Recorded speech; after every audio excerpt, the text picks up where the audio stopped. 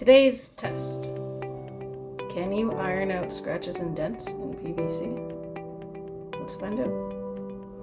Here is our PVC, which as you can see, dented and scratched.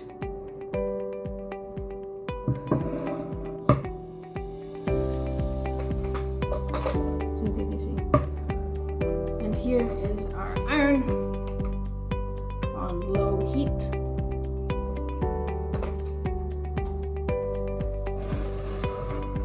Now the easiest part to get out are going to be the scratches. I'm going to be honest with you. They don't take long at all.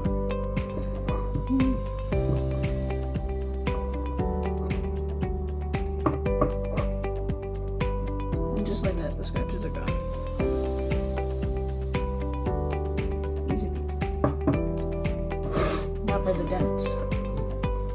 When we have dents like this, it takes a little longer, but it's not impossible.